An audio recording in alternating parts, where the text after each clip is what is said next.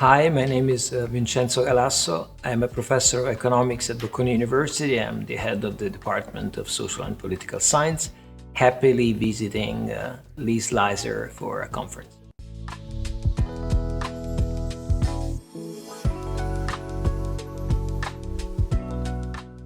I have been working on the political economy of intergenerational policy with a particular focus on pension.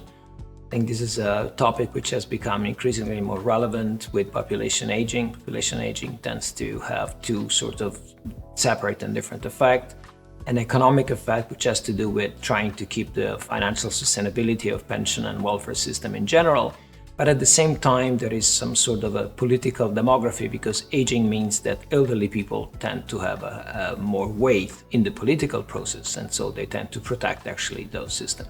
So there is a little bit of a dilemma which is related to this process. Now, what I'm going to present tomorrow is a paper which looks into the individual retirement decision and tries to understand what is the role of policy uncertainty. In the last few years, there have been several pension reforms in many countries, so people may actually be a little bit uncertain about which kind of rules they will face when retiring, and so they may actually try to retire early as an insurance against this risk.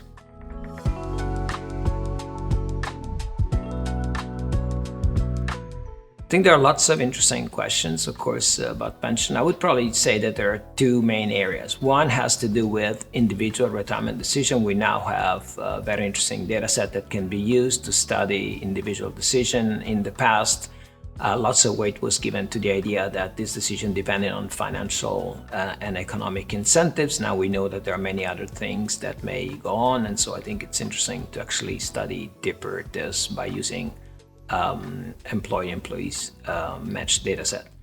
On the other hand, another very relevant question has to do with the political economy of pension reforms. Early study use like median voter model, probabilistic voting model, but now I think we can actually go much deeper into the motivation for why people actually tend to oppose or support reforms, and looking, for example, into motivated reasoning and more psychological aspect related to that.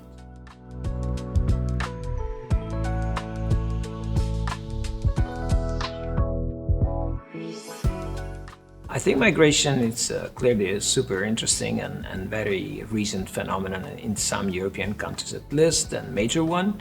I see migration as an amazing solution for population aging. We know that in Europe the labor force has been shrinking for a while, and actually migrants are actually balancing this demographic dynamics. I see migration as less of a solution to the pension system for a very simple reason that basically immigrants who have regular jobs, of course, they contribute to increase the contribution, but at the same time they will eventually also retire, and so in a way the long-term issues won't be solved. I think there are some other policy that can be beneficial, such as linking retirement age, for example, to longevity, or trying to move more towards mixed system which include also funded parts.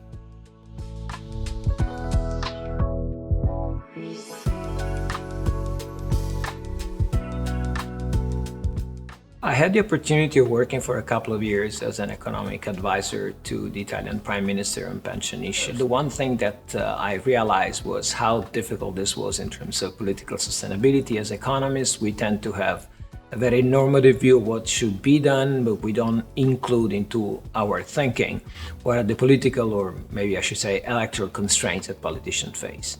So, for example, where the increase in retirement age, which has taken place in Italy over a long period of time, but also in other countries, typically faces pushback by both unions and firms, for example. And so you have to sit into tables where actually, this union representative and firms representative are making the argument that that policy is going to be very difficult for them to handle. I think that part is very difficult. Another issue which I think is very difficult is also how to deal with bureaucracy whenever you do policy reform, pension reform in particular.